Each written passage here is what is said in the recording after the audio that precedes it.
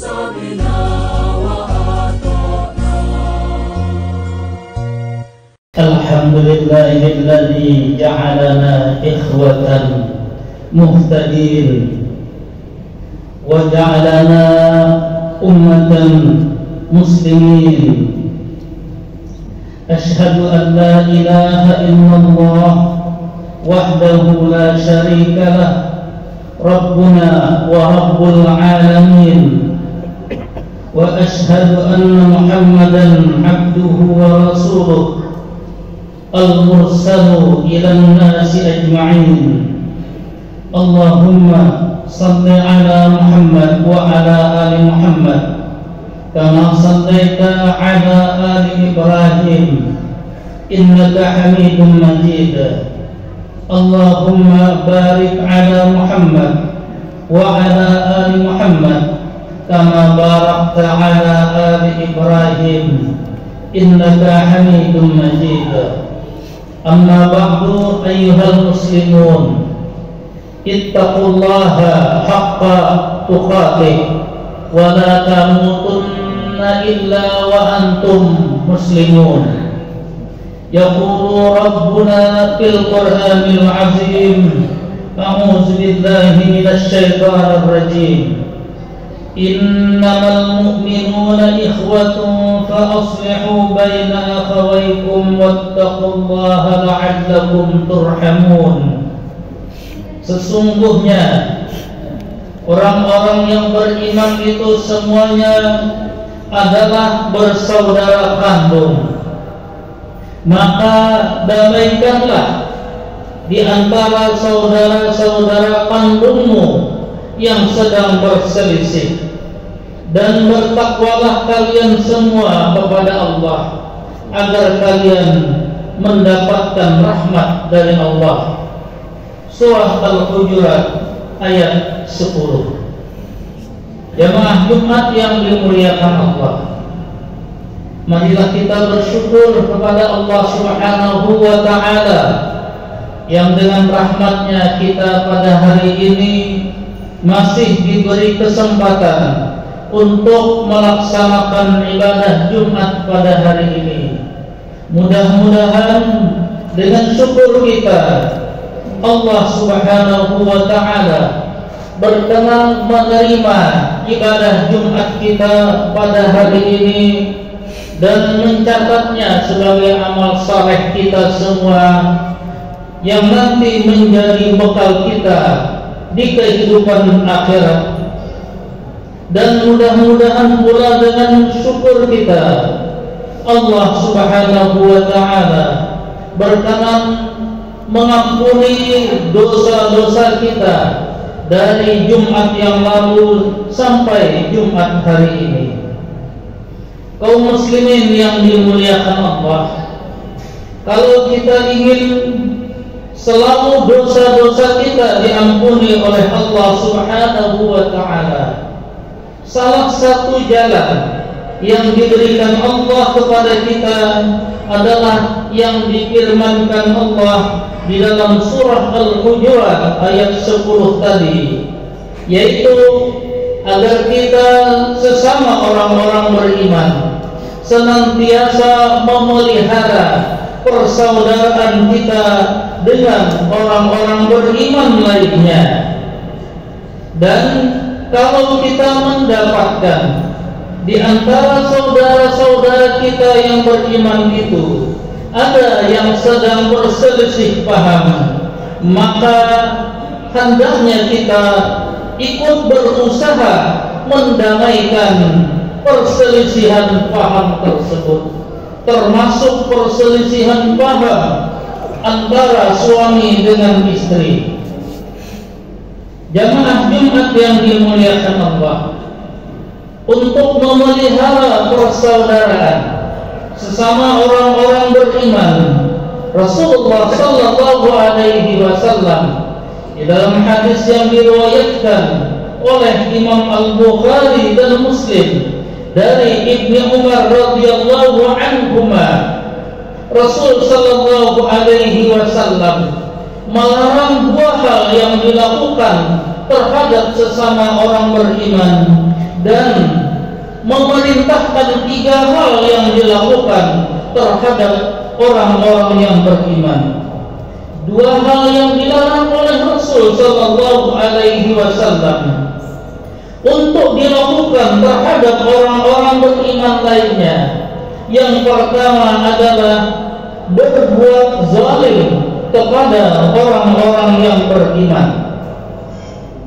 Dan yang kedua adalah merendahkan orang-orang beriman lainnya dan tidak mau membantu orang-orang yang beriman, padahal dia sebenarnya mampu untuk memberikan bantuan dalam bentuk apa saja terhadap orang-orang beriman lainnya yang sedang membutuhkan bantuan.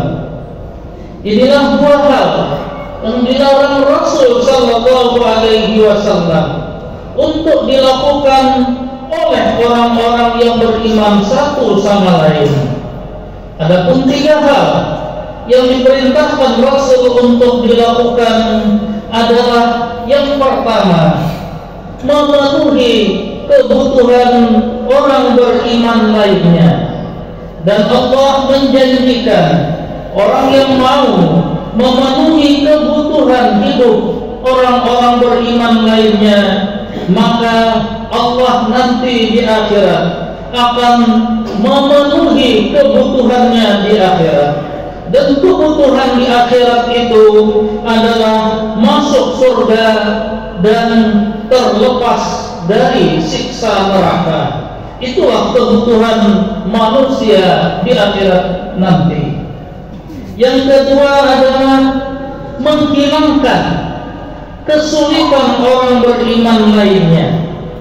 Maka siapa yang mau menghilangkan satu saja kesulitan orang beriman lainnya, Allah berjanji nanti di akhirat akan dilepaskan oleh Allah dari dirinya satu di antara kesulitan-kesulitan di akhirat itu. Dan kesulitan-kesulitan di akhirat yang paling ditakuti oleh Rasul sallallahu alaihi wasallam, yang pertama adalah ketika orang ditanya oleh Allah Subhanahu wa ta'ala tentang apa saja yang dilakukannya selama hidup di dunia ini. Dan yang kedua adalah ketika manusia harus melintasi sebuah jembatan, yang jembatan itu terbentang di atas neraka. Rasul sallallahu alaihi wasallam menjelaskan itu antara lain kesulitan yang paling ditakuti oleh beliau di akhirat nanti. Yang ketiga yang diperintahkan Rasul terhadap sesama orang beriman adalah menutupi aib dan kesalahan orang beriman lainnya. Maka orang yang mau menutupi aib orang beriman lainnya dengan tidak menceritakannya kepada siapapun, nanti di akhirat Allah akan menutupi aibnya dari orang-orang. Dan arti Allah menutupi aibnya dari orang-orang adalah aibnya itu dihapus oleh Allah Subhanahu wa ta'ala. Kaum muslimin yang dimuliakan Allah, inilah 2 hal yang dilarang dan 3 hal yang diperintahkan oleh Rasul sallallahu alaihi wasallam agar persaudaraan sesama orang-orang yang beriman dapat dipelihara dengan sebaik-baiknya sesuai dengan apa yang telah ditetapkan oleh Allah Subhanahu wa ta'ala. Barakallahu li wa lakum bil Qur'anil Karim wa nafa'ani wa iyyakum bima fihi minal ayati wa dzikril hakim. Aqulu qawli hadza wa astaghfirullah li wa lakum wa lisa'iril muslimin wal muslimat min kulli dhanbin fastaghfiruh innahu ghafurur rahim. Alhamdulillahi nasta'inuhu wa nastaghfiruh wa na'udzu billahi min syururi أنفسنا وسيئات أعمالنا من يهد الله فلا مضل له ومن يضلل فلا هادي له وأشهد أن لا إله إلا الله وأشهد أن محمدا عبده ورسوله أرسله بالحق بين يدي الساعة من يطع الله تعالى ورسوله فقد رشد ومن يعصهما فإنه لا يضر إلا نفسه ولا يضر الله تعالى شيئا اللهم صل على محمد وعلى آل محمد كما صليت على آل إبراهيم إنك حميد مجيد اللهم بارك على محمد وعلى آل محمد كما باركت على آل إبراهيم إنك حميد مجيد أما بعد أيها المسلمون أوصيكم ونفسي بتقوى الله فقد فاز المتقون.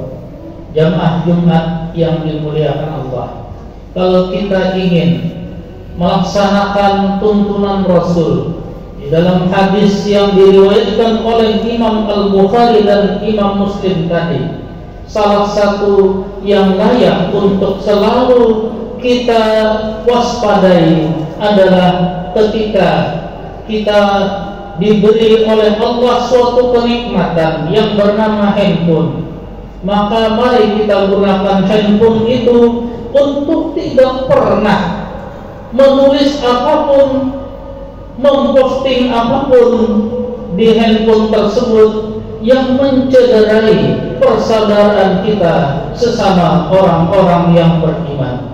Karena terkadang ada orang-orang yang tidak kuat menahan emosi, lalu di handphone itu dia gunakan untuk mencela dan memaki orang-orang yang tidak dia senangi tersebut, padahal orang itu juga orang yang beriman. Semoga Allah Subhanahu wa ta'ala melindungi kita dari hal-hal yang merusak persaudaraan kita sesama orang beriman seperti itu. Amin ya rabbal alamin.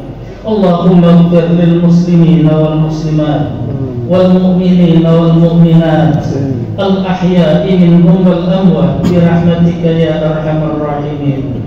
Allahumma a'inna ala dzikrika wa syukrika wa husni ibadatika bi rahmatika ya arhamar rahimin. Allahumma arinal haqqa haqqan warzuqna ittiba'ah wa arinal batila batila warzuqna ijtinabah bi rahmatika ya arhamar rahimin.